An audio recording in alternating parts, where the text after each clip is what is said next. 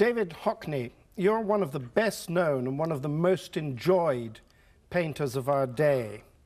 When you paint, are you describing the world or are you inventing a world of your own?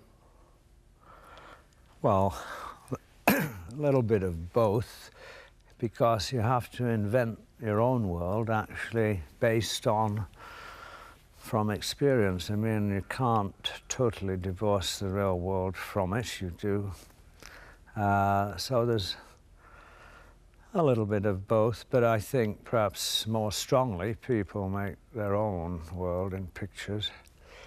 But after all, as I say, you have to begin with something, and we usually begin with nature in a way. Is abstraction and depiction the same thing or quite different things in painting? Well, I suppose you could say both, you see. I mean, for myself, I've come to a kind of position where you can't differentiate. Everything is an abstraction or a representation in a way. And it's a very I must admit, it's a difficult area for some people to grasp, actually, because it's what's understanding what abstraction actually is. And for instance, if anybody knows movies, for example, and if you know Citizen Kane and you look at it, you can understand they knew the power of abstraction and use it marvelously, whereas I'm not sure they do in movies today the same way. They seem a bit remote from it. It's not as powerful in that sense, but it's difficult to define exactly what depiction is and what abstraction is, because they do overlap. They are very closely similar, I think, very same. Your latest paintings, you call them very new paintings, appear to start something. I think you say yourself that you've started something new. Could you say what that new thing in your painting is? Well, I call them very new paintings simply because they were my paintings. I mean, but with a little tongue-in-cheek, realizing you're also being cheeky as well. But they were new to me. I mean, what got me excited was the fact that it seemed you could start making very exciting spaces if you look at them in a certain way. And that's what excited me, and I get going on it. But whether they work for all others, I don't know, but they do work for some people, and others found them difficult, found them even eye-boggling, whereas other people went into the space, amazingly.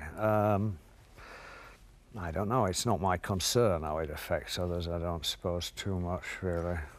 At 56, you've just published As I See It, a book about painting, and a sort of autobiography. Is this a time in your life when you feel like looking back?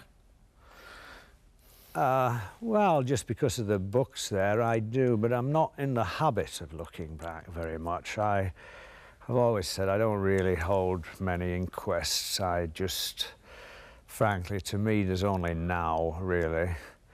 On the other hand, I'm very aware that if you don't do something like putting that book together,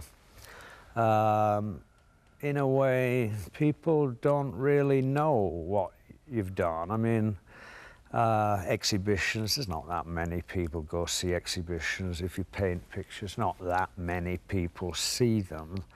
And I knew, in a way, if you don't make reproductions, very few people see them. Make a book, explain them or something. Well, frankly, most artists get somebody else to do it, but I've decided, well, I might as well do it myself. I think I can explain it just as much as anybody else could, or just as well. You say you live for now, or that it's now that interests you, but what have you learned as life goes on? Well, the past is part of now, for a start. I think when I say there's only now, I'm only pointing out that somehow that's the experience we're having is now, and the past and the future are tied in with it in a way. I mean, I do look back, I am reflective at times, but I found, as I say, I think you do have to deal with now if you want to get on with things and you want to be active.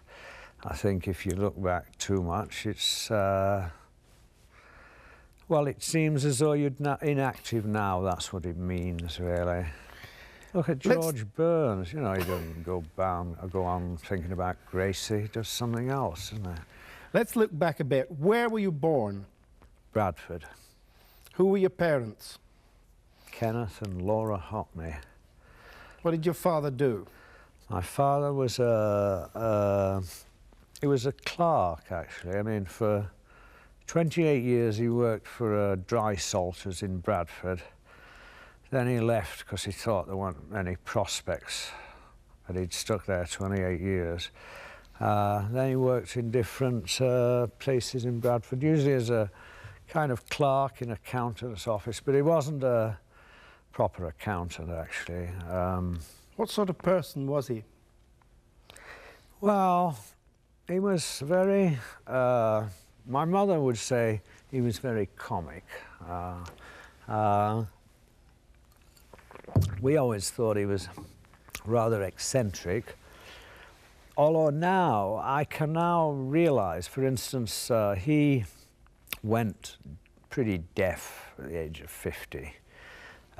He'd always been tone deaf. He couldn't tell the difference between a piece of music. I mean, I did remember the Family Favourites programme on a Sunday.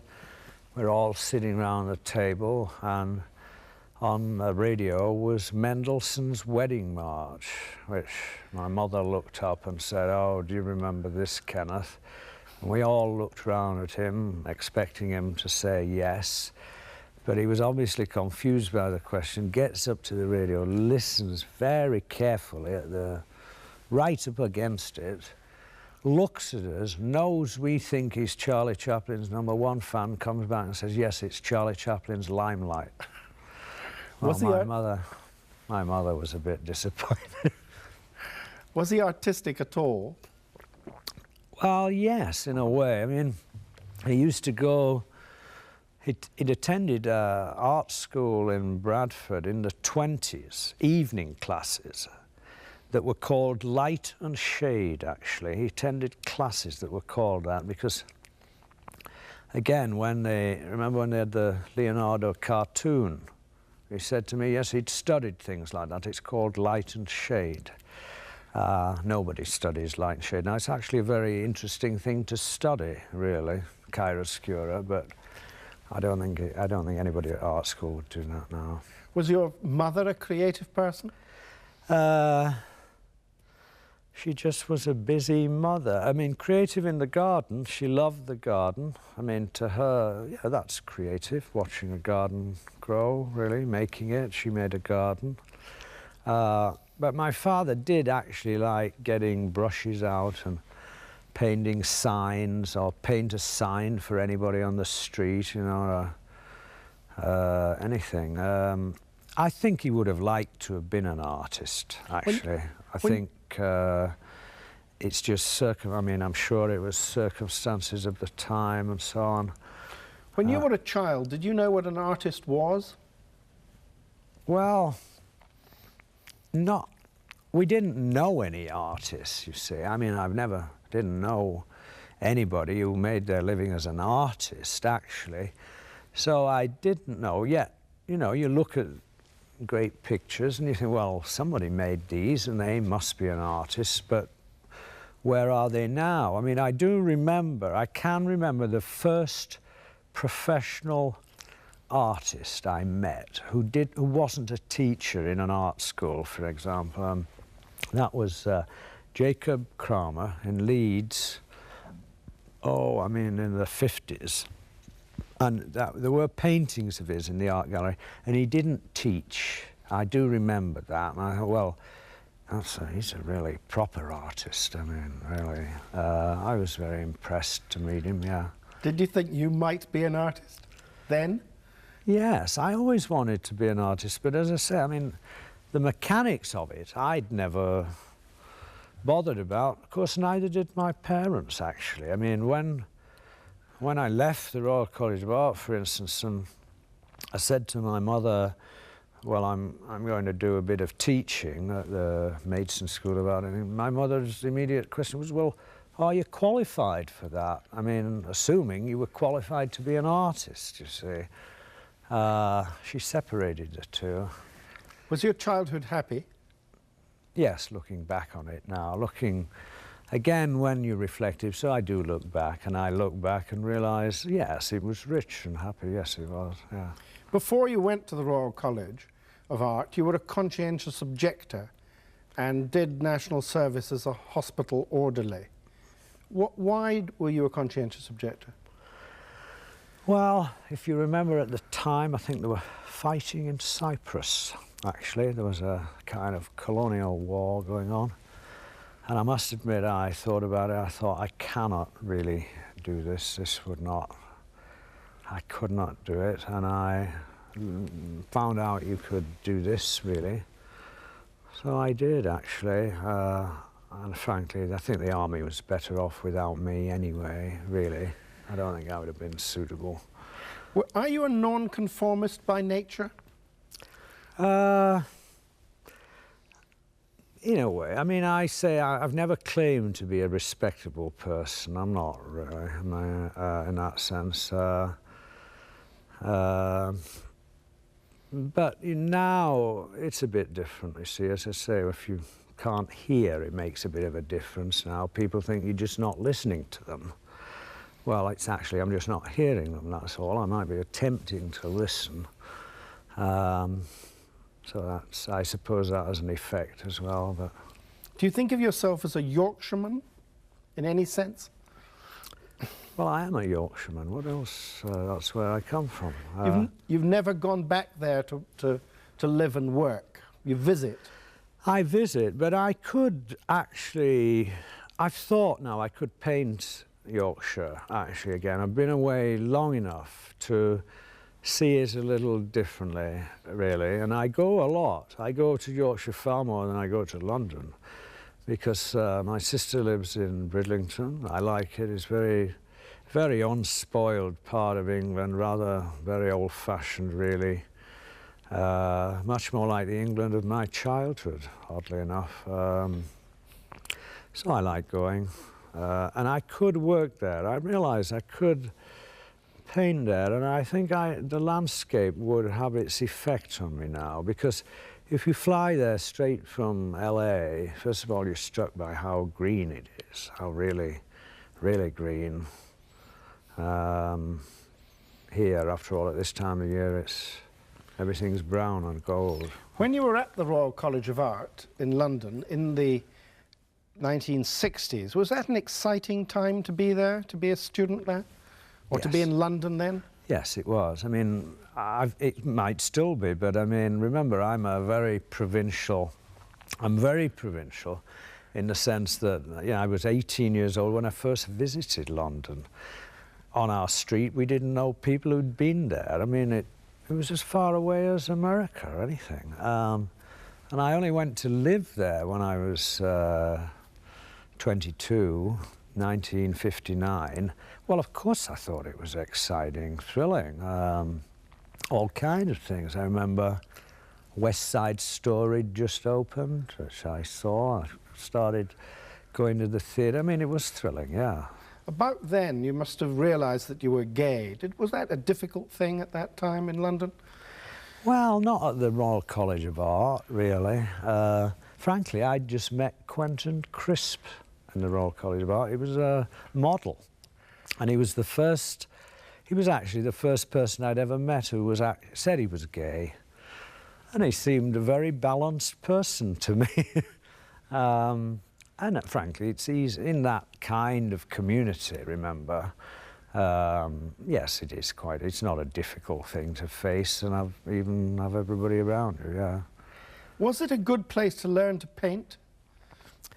Well, it was very exciting at that time. I mean, looking back now, It was a very lively period, that whole period. But at the time, you know, at one time, at the end of my first year, I think at the Royal College of Art, they said that we were the worst year they'd had for 30 years or something. Well, even I knew that wasn't true. I mean, I looked around and I thought, well, I can see that's not true. I mean, looked rather lively. But I think the way they ran the Royal College of Art then, they weren't quite sure what the students were doing, but it didn't matter. It was run quite well, rather well. I mean, in those days they still did drawing, had life rooms and things like that. I mean, and in a way they left you to yourself. You were very successful very early. Was that nice? Well, it depends what you mean by success. I mean, I'd started selling paintings when I was a student at the Royal College of Art. But I mean, they were £10, 20. I was a rich student. I'd become quite a rich student, rich by student standards.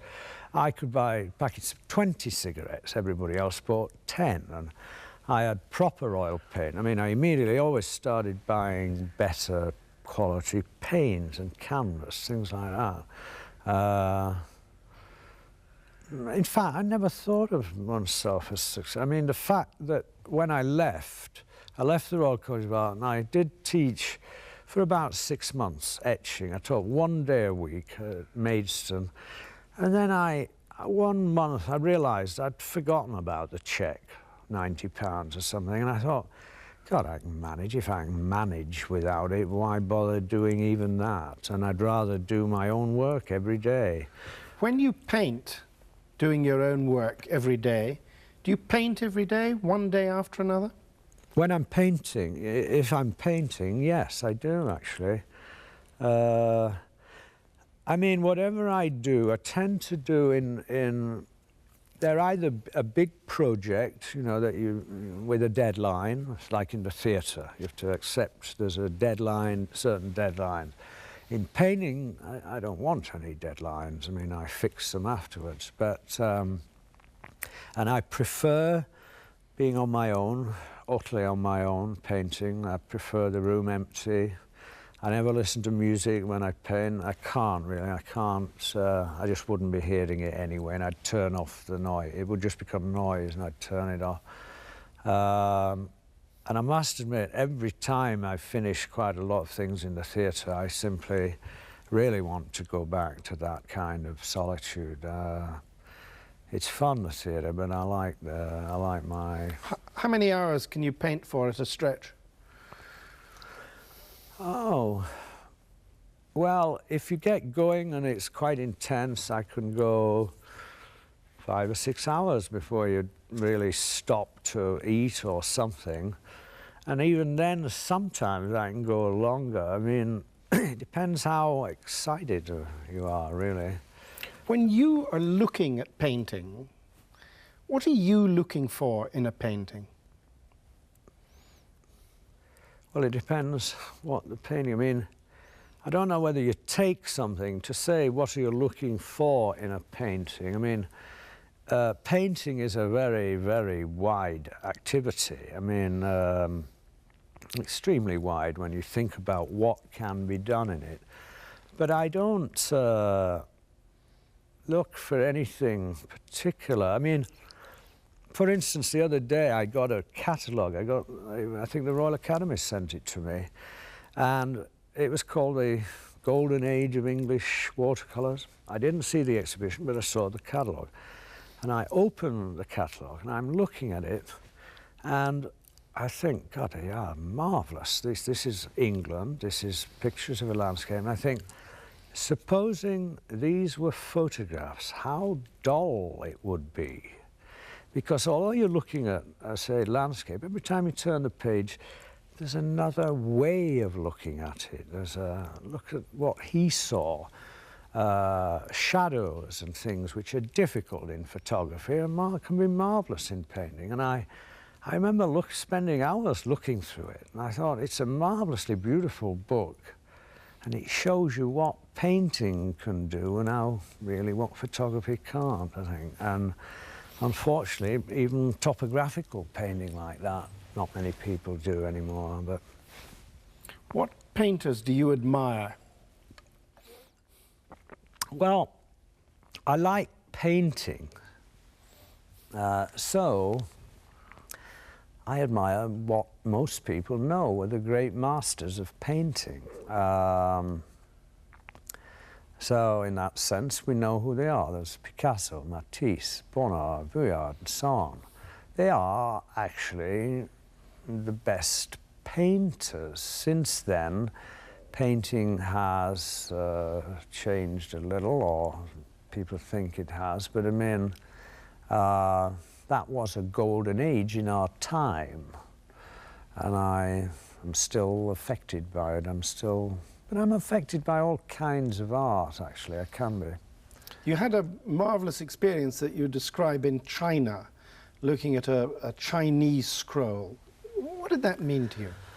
Well, actually, it wasn't in China, that scroll. In China, we saw very little Chinese art. Yeah. But I did become interested in Chinese painting, for instance, is a thing even Western art historians can be very ignorant about, not know much. And I got interested, oddly enough, through a kind of theoretical interest because of their attitude to perspective. And one day, it was a Sunday, I went in the Met, and the curator of Chinese art showed me a 70-foot scroll on the floor upstairs. And I must admit, it was one of the great days of my life. I mean, it was like you discovering, you know, a great artist or something. And we spent 4 hours looking at it. And I'd never quite seen anything like it. I thought it was obviously masterly as well. I mean, everything about it. And it was very vivid. You don't have days, there aren't that many days I can remember that are like that, especially with pictures. I think, you know, I've seen a lot of pictures, I've seen them in books, I wouldn't be too surprised by a lot of things, but this was thrilling, and you realise they can't be exhibited that well, actually. The only true way you can see them is very privately. What about photography? What can painters learn from photography? What can painters learn from photography? Why is photography interesting to you? Well, because it's a picture. I'm interested in pictures, and photography is a way, a photograph is a way of making a picture. Of course it interests me. Most people do it anyway. Most people used a camera. I've used a camera for a long time, but I must admit, I do get bored with that kind of the world as seen through the camera. I mean, I must admit, I think, as I pointed out, that Royal Academy catalogue, it showed you how dull the camera is in some ways. That's what I meant. You've chosen to live in California. Why is that? Well, I came here 30 years ago. I think there were many reasons that pulled me here. I can think of them. I've always said, well, it was sexy, fresh, new. Everybody came from somewhere else here. I mean, it's a quite recent city, Los Angeles, really. But over the years, I've also realized one of its thrills for me is how spatial it is, and that I've actually suffered a bit from claustrophobia, which is probably over the years why I've avoided New York and spent the time here. And I do like going out into the desert a lot here.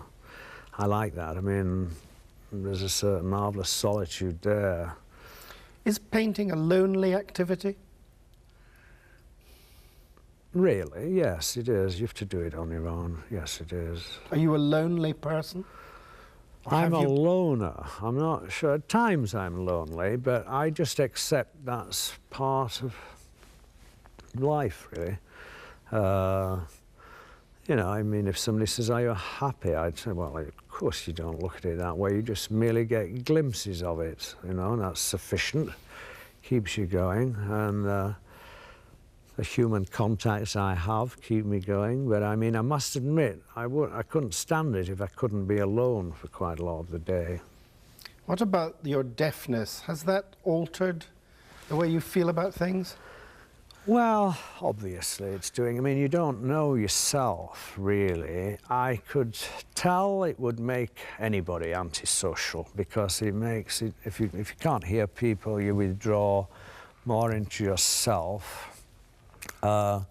What I do now, I avoid large rooms with a lot of people talking, because frankly I can't hear the person next to me then. So I simply go for 5 minutes and be polite and leave or something like that. But I do think of other things, other aspects of it. You see, my father went deaf, but he did not, I think, he didn't fully realize how deaf he was, and that everybody did not hear like that. For instance, my father used to complain bitterly about the organ at the chapel up the road that my mother went to. He'd never go, because he said this organ sounded terrible.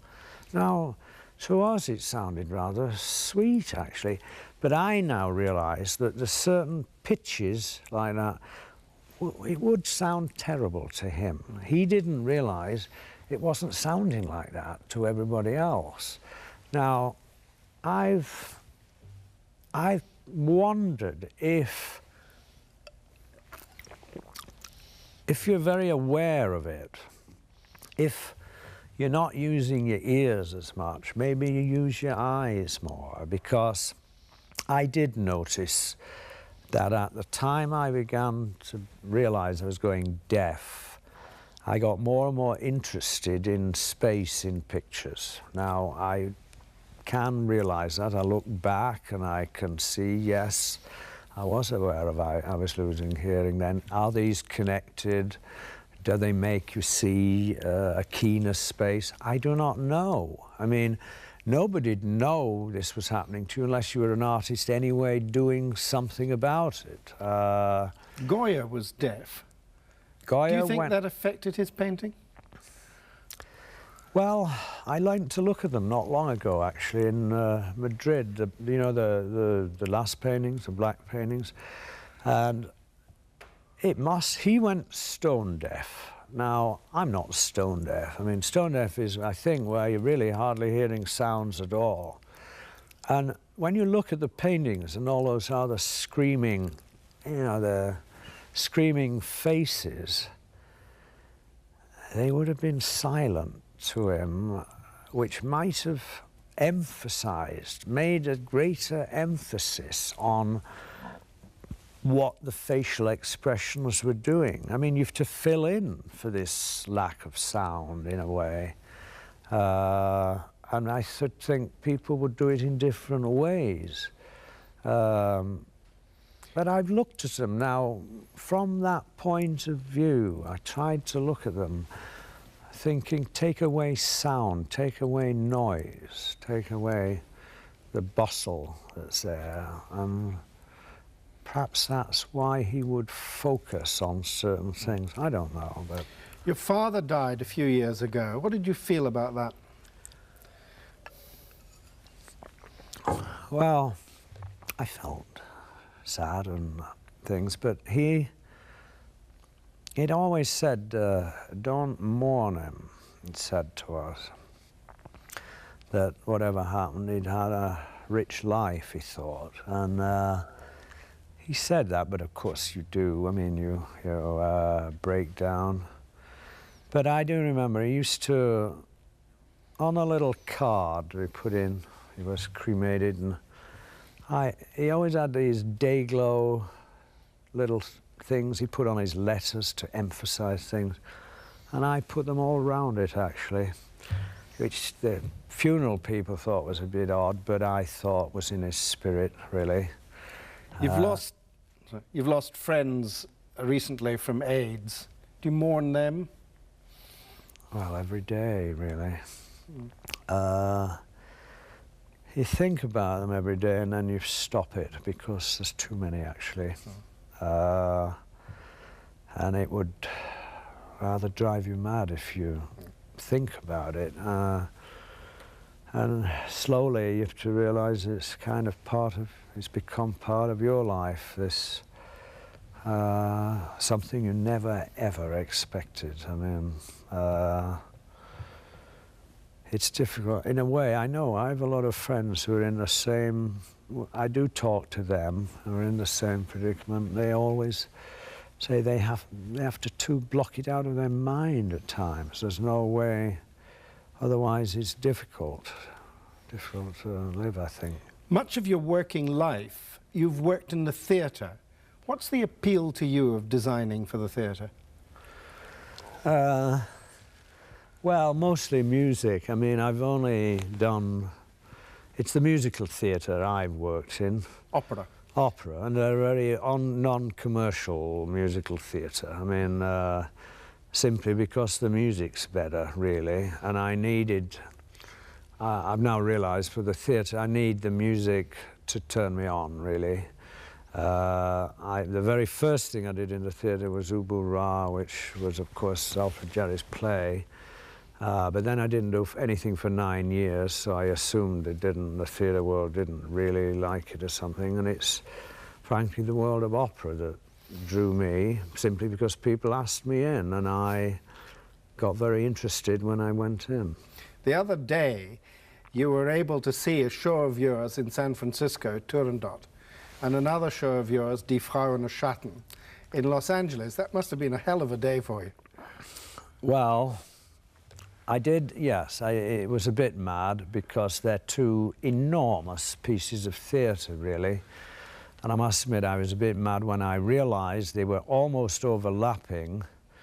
In technical rehearsals, I kept going back and forth, and I pointed out to Ian, who did the costumes, I said, you know, there's a day where we can see both of these massive things. And in the afternoon, we were here in LA seeing the dress rehearsal, and then we flew up to San Francisco and saw Turandot, and I hope never to do that again, because I hope it'll never happen that way for me again.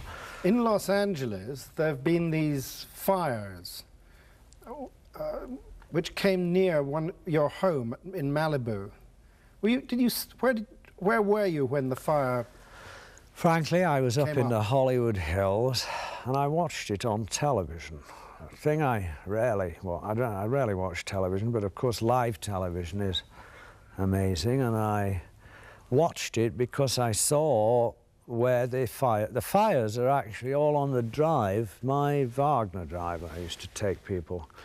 Well, I've pointed out, I'm sure it will still work with the music because the forms of nature have not changed to merely the surface, little things on the surface. But I must admit, I watched it on Monday, and there on the TV screen I see my little house and the fires burning across the road.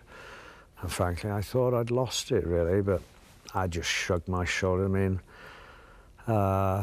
nobody in it. It's all right. Could you paint fire?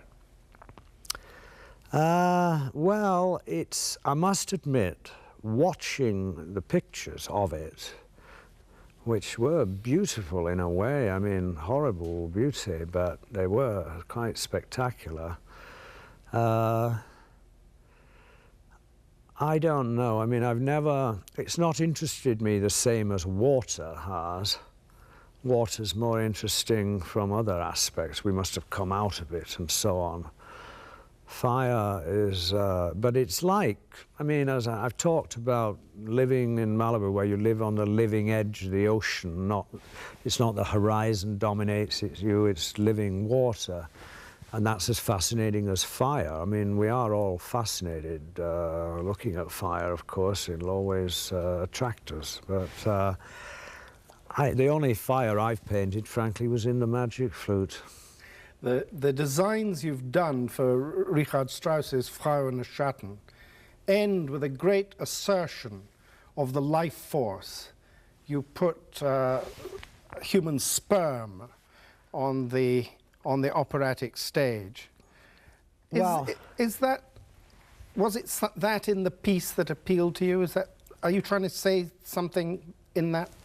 Well, actually, wasn't just sperm, it was, there's a river in the back, and the river is a twisting line, which was meant to represent the life force that the opera's about, but right at the end it changes into another wiggly line like that could be the tree of life, sperm. It could be, I mean, you can interpret it. I didn't say what it was, but you can see where it came from. The form didn't just appear, it came out of something at the back.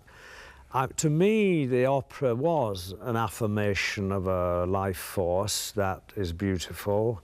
That's one reason I wanted to do it, but another reason was I knew it was meant to be a great big show. It's meant to be a great big piece of musical theatre that attracted me.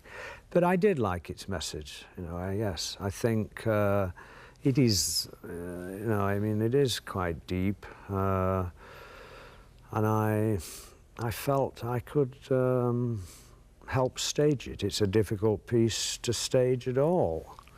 And I felt I understood some of it, really.